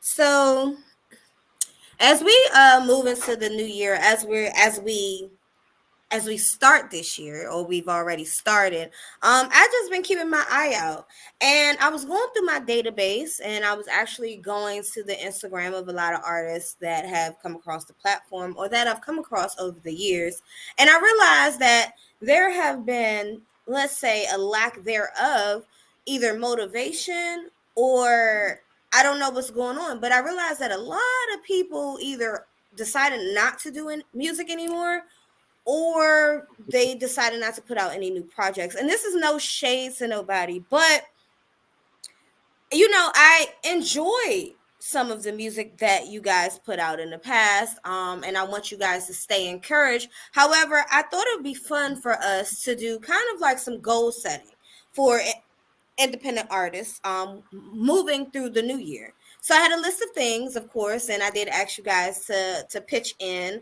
on the list of things that you guys think, as both of you guys are artists, you guys think that should kind of be on their checklist. Okay. And I want to make sure we clear, this is not for any artists that have quit or fake artists that are just doing it to make a quick buck. Y'all know that's why all the artists are gone now, right? Because artists jumped in because they thought, oh, this is easy. They're making money. It's so much money. It's artist money. Money. All I got to do is put my music online and it's going to get one stream and I'm going to make money. Then they started realizing that Streams are hard to get and to count, and the money isn't really all they wanted it to be. So then they realize that, oh man, they're not getting paid for those shows. They keep paying $20 to get into the club and not making it back at all. They're doing one song waiting all night, and no one is booking them to get those shows. Why no one booking you? Well, because you're looking thirsty. You're jumping on every open mic that you can get on. So, well, that's why they quit. They all quit because now they got OnlyFans, and that's the new money scheme for them. So, shout out to all the artists doing OnlyFans. They got to follow a formula, and I can start telling you the methods to the formula. But if you don't follow it, you're gonna end up wherever you're going. You know what I'm saying? Like, there's a formula you can follow. But if you don't do these things, like even before you go to the studio to record a song, you need to make sure that you have your PRO. There's no reason you should be going to any studio, recording a song anywhere, or doing anything behind music if you don't have an ASCAP or BMI. First and foremost, that's just one. Because two, the second thing you need to understand is that when you do go to a studio and you do work with an engineer or a producer or whoever's there, there's a thing called a split sheet or side artist agreement. If you haven't done that, if you don't realize that that first recording can count as a live performance. Matter of fact, when you sat down writing that song before you even get to the studio, that can count as a live performance because you can register that song now that you have your paperwork together as a writer. Oh, I wrote the lyrics to this. Yep. But people don't think about having their paperwork together. They so quick to, I got an idea for a song. I'm gonna go record this joint and go shoot the video to this joint and put it on YouTube. And nigga, you broke. Facts. what the fuck are you doing? Make it make sense. That's not fair. That's not fair, young. Why? It's not even the fact that they broke. It's the fact that they're expected to get paid before actually putting any work. You expect them to get paid before putting in. You can't go work. We've said this several times. You can't go work a job without filling out the right paperwork, without putting in your ID, without having your I-9. They want your social security. Why? Because they're paying you. Even if you have all of that, if you never go to work, you won't get paid. You won't get paid. If you don't put in your timesheet, you won't get paid. If you don't clock in on that clock, you're not going to get paid. So how do you expect to get paid from your music or to when the first quarter? Let's look at this. Let's look at this list. These bullets that were sent here. Okay, so as J Money said, before you can do anything, of course, you want to have chosen a PRO, of course, so that you can start registering your music and getting paid. Correct. So once you completed all that, we're not talking to the beginner artists because we did that all throughout the year. If you guys missed any of the videos, go back. How to register your music, how to get paid for your music, all of that, just rewind to last year because now we're working with people that actually listened. And now here we are in a new year and we're thinking of, okay, how can we move forward? We're not going to keep telling you to register your music. We're not going to keep telling you how to get paid for your shows. We're not going to keep telling you the same thing over and over and over again. You want to hear it again? Rewind. So goals to set for this year, of course. I believe that artists should be thinking of song concepts. And what made me think about this is I think about songs that pop, right? And of course, you know, the holidays just passed. And I'm still listening to Boyz II Men, Let It Snow, because it hasn't snowed yet, right? So I'm over here and I'm like, let it snow, you know. But in the midst of that, I'm like, okay, artists should be thinking about the summer. The summer is coming up. Who's going to have the hottest song of the summer, right? So I'm thinking song concepts. Get ahead. Go ahead and think about if you do whatever. Love songs. Valentine's Day is around the corner. Oh, it is. Summertime is coming up. And then you got the holidays for next year. You know what I'm saying? So I think artists should always think 6 to 9 months ahead. I mean, 3 to 9 months ahead. Anywhere between 3 to 9 months ahead, right? So like the music you're making now in the studio right now, a lot of artists like, yeah, I'm gonna put this out tomorrow. And I think if you're thinking like that, you're thinking small-minded, or you're thinking SoundCloud or Spinrilla-minded. The artists who are really thinking ahead should be thinking 3 to 9 months out. You know what I'm saying? Thinking about, oh, okay, let me do this so the summertime can pop. And then after the summertime pops, I could do the homecomings and the college. think. Yeah. You know what I'm saying? You got to think as a brand. They gotta think bigger than that. Think bigger, bitch. You work. Listen. Music is your job. At this point now, music is your job. Right. You thinking you gonna come to work every 3 months? Okay. You're gonna get every 3-month results. Exactly. But you're supposed to be giving people, listen, content on content on content on content. Something new every 6 weeks is how you shift the algorithm. That's period. Right? We already know that. Artists that drop an album, you realize every 6 weeks a new single is being pushed from that said album, whether it be video or shows, whatever the case may be. It's constant rotation of milking that whole project. One song by one song by one song. The idea is to be working all the time. So, like, yeah, hello. I'm not gonna sit up here and act like you guys shouldn't know that part. That part we should know. You with your PRO? What are some goals this year? And honestly, song concepts is a structure that all artists should be thinking about all year round. Theme music, so to speak. You know, but you know how that go. Real artists understand that. Release dates. Okay, so I came across this blog, and I thought it was very interesting, and I wanted to share it with you guys. But before I share what the blog actually said, I wanted to ask both of you, what do you think are the worst months to release music? Whew. Any month that Drake releases music, any month that Beyonce releases music, any month that Future releases music, those are bad months. But I'm gonna be all realistic with you. October, November, those are horrible times. February, horrible times. Anything like that. But you gotta know, it's not really about when, it's about who is dropping, really. Yeah. Okay. I think it's who and what you're dropping. It depends. Like I don't think October's a bad release date or November, because what didn't Drake and 21 Savage release that in October, November? That's why that's a bad month. That's why it's a bad month. That's why it's a bad month. It's always been a bad month since Drake has came into the game. Dropping in October has. Yeah. So you know that. You know, and I'm just saying you need to know your audience, because you know what I'm saying. Certain people are going to listen to certain things depending on the mood or the time or the feeling. So if you know your audience and you know your crowd, you can always sell. Because Gucci Mane can put out an album at random ass times, and I feel like it still makes sense. You know what I'm saying? Some people can put out albums at random ass times and they still make sales. So if you have the fan base or the audience, you can do that. But if not, you need to be specific about how much you're releasing, how you're releasing. Are you releasing a single and then a video? You know what I'm saying? Like, you need to have dates set out, and also having a budget for your release.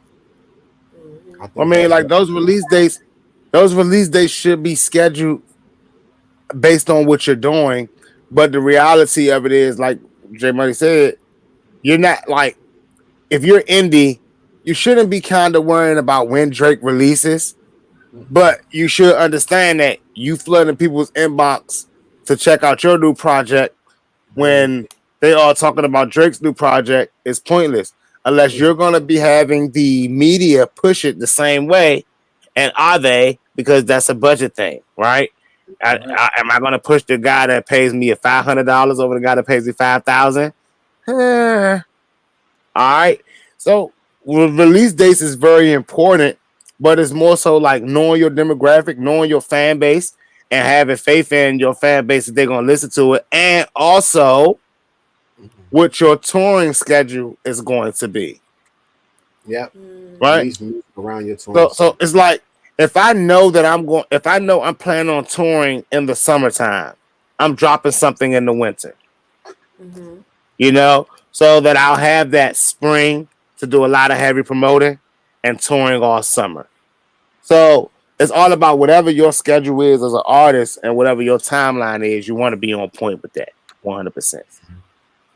Okay, so I'm going to share with you this blog. It's called Symphonic Distribution. Oh yeah, I know Symphonic. Yeah, I get that email. According to Symphonic Distribution's blog, the worst months to release music would be March, November, Mm-hmm. and August. And August isn't really a bad month to release music. It's just the third, like, least popping Least. month. Yeah. So End of according the to summer. them, in March, basically they're saying if you're an independent artist or you're an up and coming artist, what is it? South by Southwest is a Mm-hmm. big indie festival, and it's going to be a lot of promotion and basically a lot of noise during March. So they're saying ideally you can get lost in the mix. So they don't recommend, actually you can Yep. still drop music in March. However, they don't recommend you pushing at that time. Also November, and it's funny that you said something about Drake. And it says because industry people tend to travel and drop music around this time. It's around the fourth quarter where I guess they're trying to meet their quota. Mm-hmm. So it kind of creates a lot of noise as well. Therefore, you should try to kind of avoid dropping music in that month as well. Yep. Best months, of course, January, February. Everybody's recovering from the holiday season into the New Looking for something Year's. new. Come in with the banger, keep it consistent. February, yeah, January, February, and then April, May, the end of April, beginning of May is also a really, really great time to drop. Yeah, that's when I was born. That's when I dropped. June, another June, July, also Hot. because summertime, Yep. and then September. So Yep. it says something. It's time now. It says September, October is time for like when the up and coming artists can really shine. Maybe because it's a little quiet during that time, so it's quiet in the industry. It's more so. It's Mm-hmm. That's their adjusting recommend. time. Yeah. It's that season where everybody's either getting indoors or going back to school, so they're indoor listening to music because they're unpacking, they're cleaning up, Well, they're it's doing still a stuff. big. There's a big music festival in October as well, and the big indie music festival in October as well. But Mm-hmm. you should be working those events instead of I was going to say dropping you Putting can out work. music. Yeah. I just got the email to work the South by Southwest. So if anybody's interested in working, and I'm saying like volunteering, so like what I be doing is volunteering at the artist parking. So all the artists who coming in the South by Southwest and they got to park their cars, I'm volunteering there. But that gives you free access into the events and stuff like that. So if anybody's Mhm. interested in that, just send me a DM. I'll make sure you get the link so you can sign up for the South by Southwest this year. Next on your goal list should be registering your live performances. So yeah. now that you've come up with your song concepts, you went in the studio, you started recording, you know your release date. So when you're going to drop your music, you want to Mm-hmm. register your live performances, either the ones that you're doing or the ones that's coming up.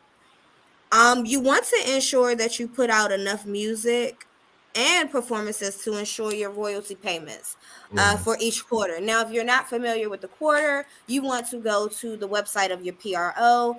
I do have both of them pulled up. However, I figured let y'all do the work. You are the artist.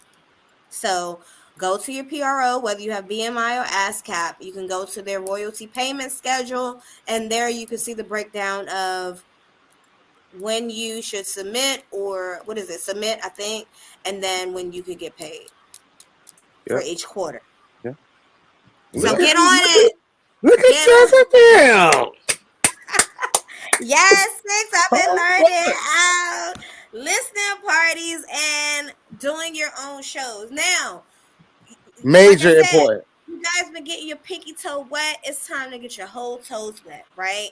Um, you got your release dates, you know what you're putting out. Test the waters. You've been to these showcases, you've performed, you've paid to perform. Now it's time to see who really, really, really fuck with you and your music. I feel like this year you guys should be working on putting together your own shows just to see the outcome. Because if you're putting on your own shows and you can see how many people, it can only go up from there. But at least try. Don't hesitate. Stop. I'm not going to say stop going to showcases. Go to these showcases to build your audience, but then also be sure to have a date for yourself to either have a listening party, i.e., your own headline show. But that should definitely be on your goal list this year for 2023. Let's stop bullshit and let's get to work. I was gonna say also, if you are doing any shows, make sure that you have merch. Make sure you have something that you can leave the fans with so they can remember you. Even if it's something simple like a button or a sticker with your logo and your QR code that will take them back to your website, you know what I'm saying, or a flash drive or a lighter. Make sure you have some type of merch because also that can help make you some money too. If you got t-shirts and you got stuff while you're on the road and you're doing these shows on tour, have a t-shirt of your new album. Oh yeah, the album just dropped. Bam, you got a t-shirt for sale with the album cover. Somebody like the song, you could make some money. So make sure you have merch too. You are a brand. You know what I'm saying? Take this into consideration. Make the money. Make packages. Tell them if they buy a VIP ticket, they get a free t-shirt. You know how they stuff like that. There you go. Next on but your those list, listening parties are great things, great tools that a lot of artists that could be 10 of your friends over your crib, you know, just doing that. And you could definitely do that. And as far as y'all own shows, y'all know Sixxcess been telling y'all that for years. Do your own shows. Show up to other people's shows so that people can come to your shows because that's another marketing tool, another platform to tell people. You should be working every day. Every day should be working. Yep, facts. Next on your list, identify platforms you see yourself on and make plans to get there. So if there's a huge concert, let's say Broccoli Fest is coming up, or Art of Noise DC, or South by Southwest, or Revolt Summit. You know, if there's any platform that you see yourself performing at, you know, envision it, and make a plan to get there. Figure out how you can get there. Set the date. Work towards it. Don't hesitate. Don't doubt yourself. Look, come on, guys, you can do it for real. Placements. This is my favorite one because I talk to a lot of artists and a lot of people don't know about this, but your music can get placements on video games, commercials, music choice cable on Xfinity. What else we got here? We got Spotify playlist, Apple playlist, radio, anywhere. You know what I'm saying? Like figure out the type of, and this goes all back to your song concepts because one of my pet peeves about DC rappers, and I'm not even gonna say DMV in this because it's just the DC rappers with this. It's this DMV drill sound, right? Where do you expect for your music to be played? I'm sorry. Who do you expect to play your music? And what I just learned this. See your music being played at? I just learned this. So there's a DC type of rap. Like it's a what do you mean you just learned this? Like, listen, you just told me about this like a week ago. You was like, yeah, you asking? DC. No, like Sixxcess told me about this DC flow a week ago, and I was like, it's a DC flow? And he was like, yeah, it's a DC flow. And I was like, what the fuck is the DC flow? And he was like, you be doing it? I was like, I be doing the DC flow? Like, yeah, you got the original DC flow, the flow back in the day DC flow when Wale and them first came out. Oh, we breaking up.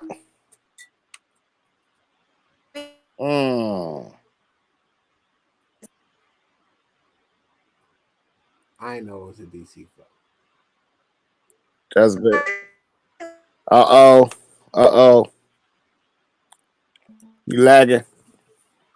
But yeah, J Money definitely has the old school DC flow. The DC, not the new school DC flow. That's where them niggas don't even take a breath. He can be seeing me run down. He was the gun down. He was the gun down. He was just the nun down. He was just the hun down. He was just the sun down. He was just the hun down. Remember the gun down. He was the gun with the gun down. He was the dun. He was the sun. Remember the one. The dun. They don't take no breaths to just punching the whole time. I feel like Lil Baby do that. Nah, Lil Baby is flowing, bro. Them niggas ain't flowing. They can't do that record in one take. Can y'all hear me now? Yes. Okay. They can't perform that record. It kicked me out because it was like, how dare you disrespect your peoples? But anyway, back to what I was saying.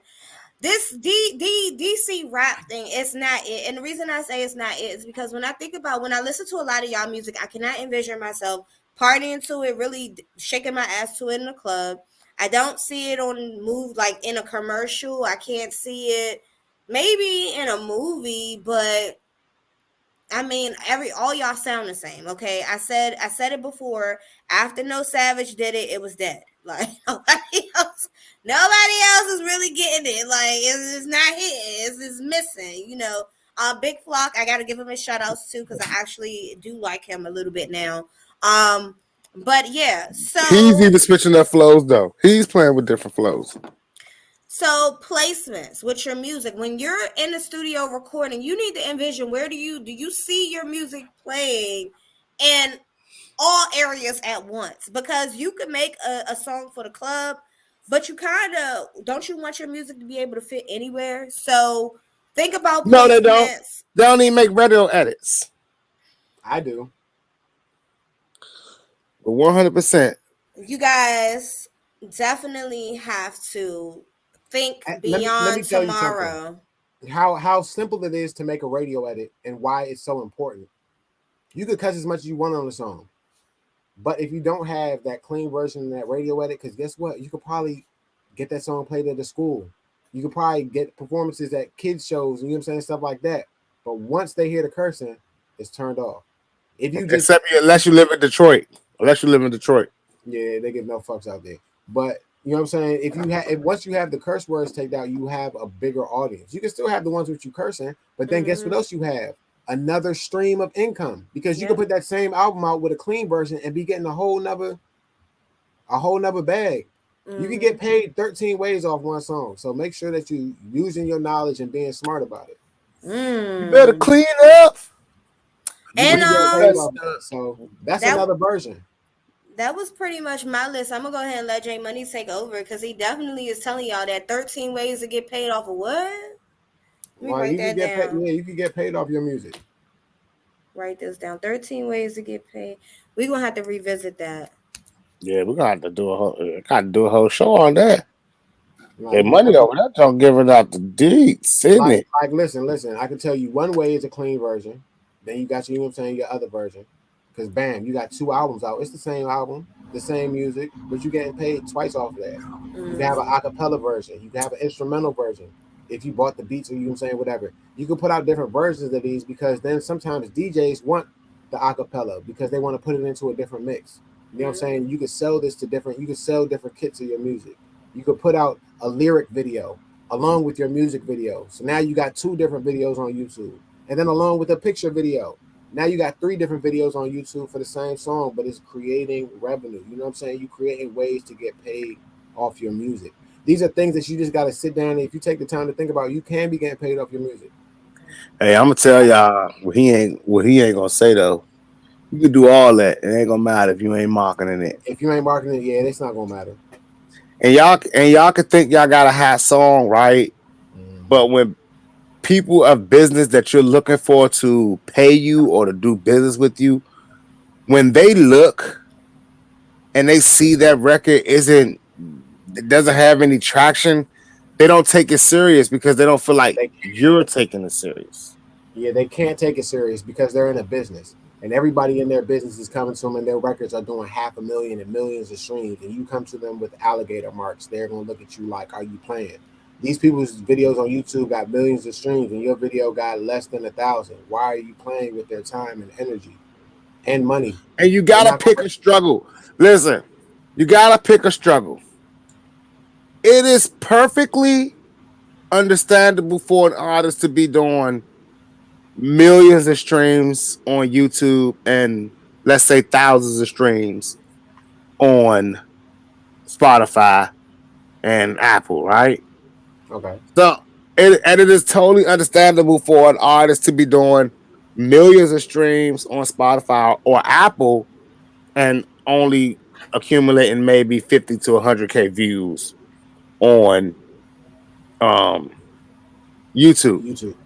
But what is not acceptable is an artist doing nothing on YouTube, nothing on Spotify and Apple, and nothing on social media, Instagram, TikTok, or Facebook, or whatever the case may be, Twitter. It is understandable if an artist has an Instagram and it's no following, but he has a Facebook page with 10,000 followers, 20,000 followers, 7,000 followers, right? But he got his Twitter maybe 50,000, 60,000 over there. They don't care that you have a million. It's where you are, right? Because if you're not active on Instagram, they don't expect that. But if you say I'm always on Twitter, catch me on Twitter, and you got 300 Twitter followers, who's catching you on Twitter, right?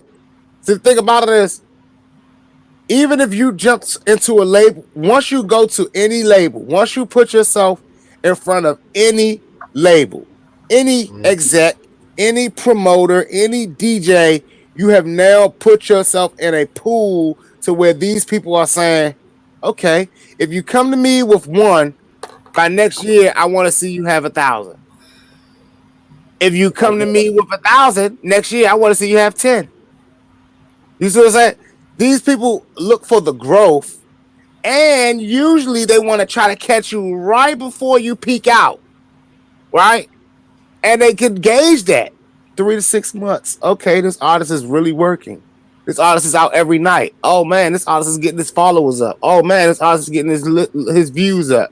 Oh, they're actually promoting and talking and engaging with the fans.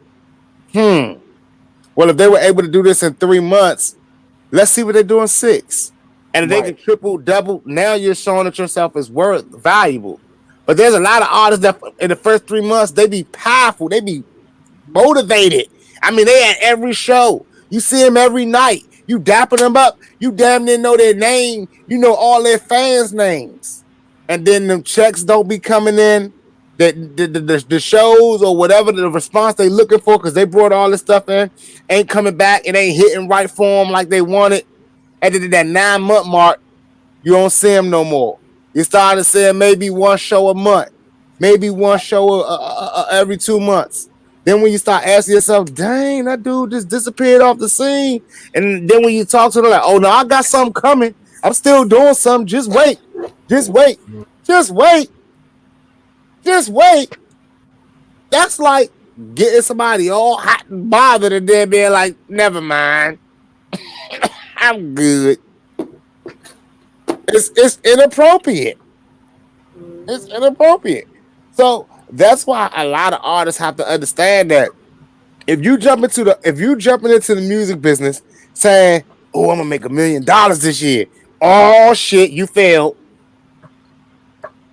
If you jump into the music business saying, I don't want to make anything this year, I'm gonna tell you like this: if you jump in any business with a mark that, oh, I'm gonna hit this, you already failed.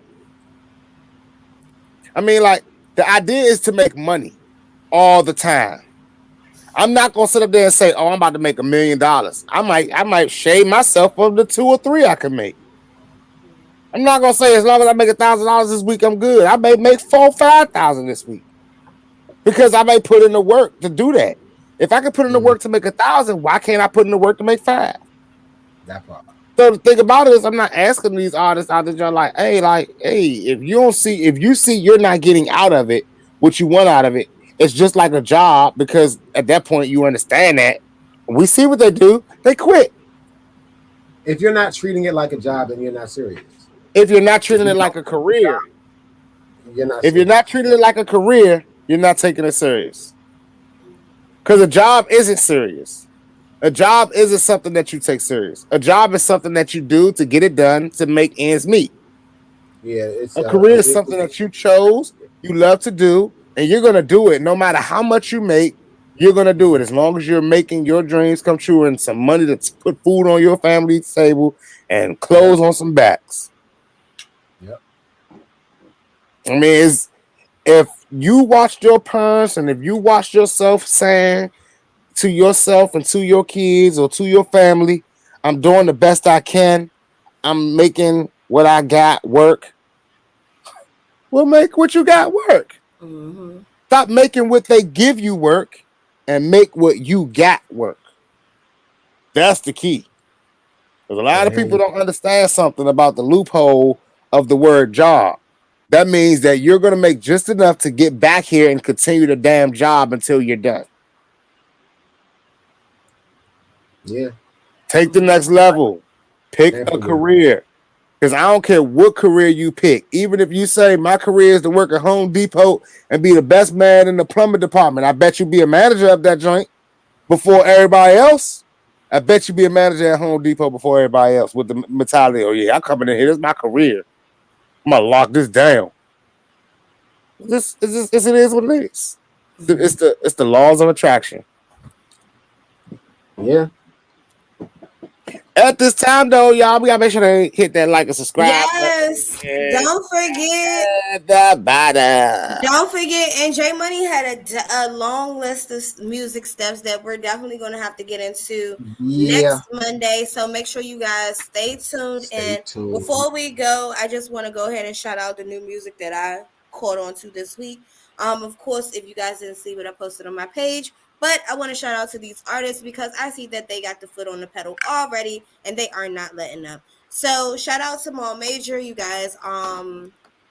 Check out his new single, Every Day. It is I kind of like the beat. Like it's wait, you want us to check it out every day, or the name of it is Every Day? The name of it is Every Day. Name of the song is Every Day, and it's Mal Major. Yes, look out for that.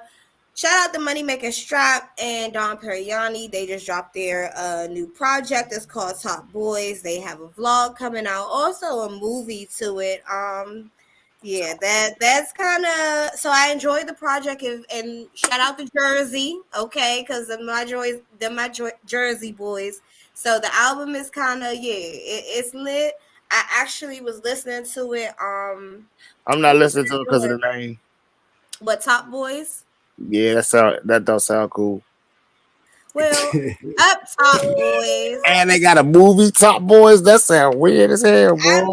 I ain't watching that. Probably because for me, Up Top, like Up Top, that's what I'm thinking when I think Top Boys. But I enjoyed the project, you guys. Please go ahead and check that out. And of course, y'all think about y'all names. DC's own Killer Keisha. I think Killer Keisha still got the crown, so she hasn't passed it on yet. How you gonna do that? How you gonna do that? What? I ain't gonna go ahead. I'm gonna let you name another person. I'm gonna let you finish. Name somebody else. I'm gonna let you finish. I'm gonna let you finish. I'm just saying to name somebody else now. Go ahead. I'll let you know, but I think she still holds the crown. We have a lot of good female artists in the DMV. Killer Keisha, of course, is one of my favorites, so there is a little bit of favoritism there. However, she dropped this very interesting song, and I love it. It's called I Ain't On Yet. All right, and that is my mood. Like that's definitely my mood 2023. I ain't on yet. Yes, watch out for me because here I come. Shout out to Killer Keisha and the whole DMV, Jersey as well. Yes, I see you guys, indie artists, putting in that work. Send me your music, okay? We the first week into the year, like. Yeah. Send me y'all music. Get on it. Stop hesitating. What y'all waiting? Send me y'all stuff and listen, Shelly, you know. I still got you at the top. Female artist. If you check her page, it says entrepreneur. She is no longer an artist. Nah, she just did a collab. She just did a collab feature on somebody's record. No, they paid her for a feature, but she's no longer an artist. She's an entrepreneur now, working on her other businesses. So is Homegirl. So is Killer Keisha. She's an entrepreneur too. No, she's not. Her title says artist. She stopped the lingerie business. She has that too, but her title on her page says artist. Well, we're gonna see what happens. She drop every 6 months. She at least drops something. We're gonna see what happens. We're gonna see. I'm definitely on her line, so I'll take up for her on that one. Like I'm gonna see. We're gonna see what happens. She had a baby within the time that she's had a baby. Shelly still hasn't. Okay. But we're not going to put them against each other because they got a song together that I need them to come together and put the video out and stop bullshit. Like, nah, they're not against each other, but that's fair. Come on, Killer. Yeah, that should be the song is hot. We should see what Killer Keisha do this year. I'm very much so interested to see what Killer Keisha does this year. J Money Gibbs. Yes, sir. We know you working on something. What you working on, my boy? I'm always working on something every single day. I'm also working with Joe Young, working on some videos. I'm working on some movies. Oh, I'm in a TV series that comes out on Wednesday on Four Corners TV. It's an app you can download on Apple TV or your Fire Stick called Four Corners TV. The show is called the I don't even remember right now. I'm so burnt out. When I remember the name, I'm gonna let y'all know. But I'm in the series coming out this Wednesday. I got new albums coming out next month, February. I'm dropping a new album, so get ready for that. Didn't they say don't do that? Oh, what in February?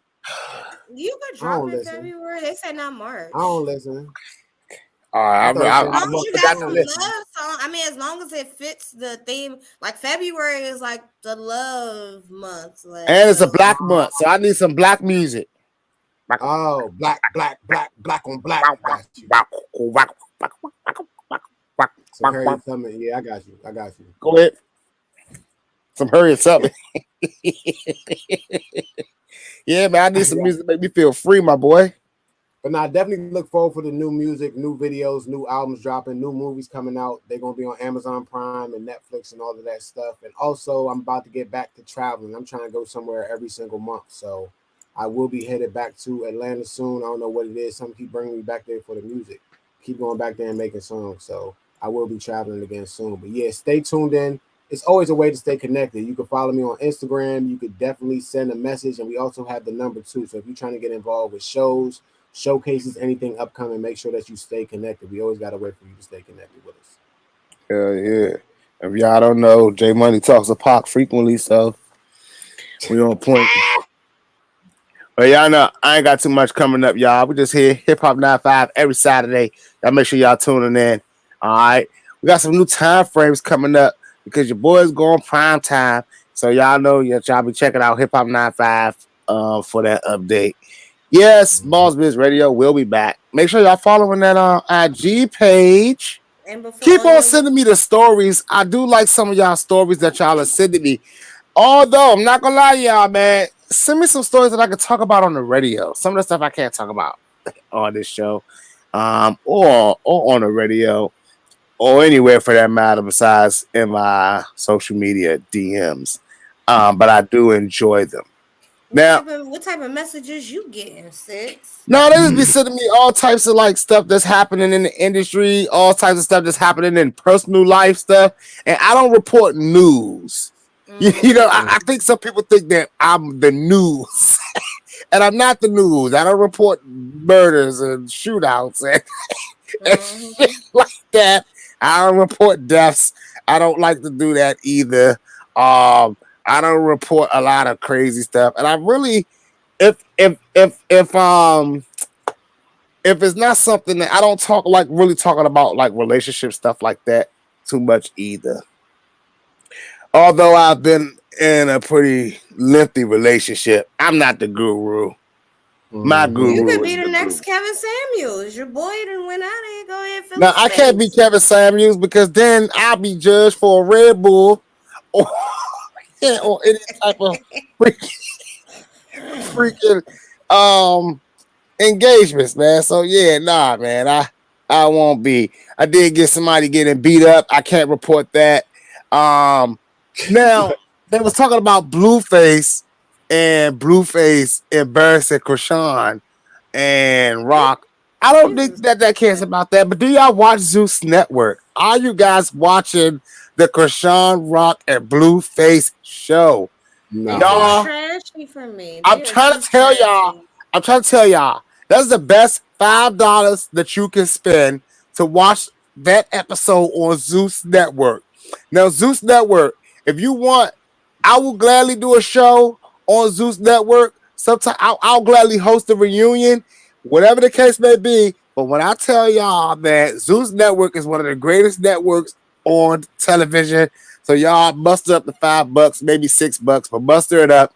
It's worth it. All the shows I have watched except the Bobby Light show, I refuse. That's the only one I want to watch. I don't want to watch none of that other mess. You see I how you want to do weird stuff? You subscribe see how you get only ratchet? because Rolling Ray, okay, DC's finest in the wheelchair, is on it, of course.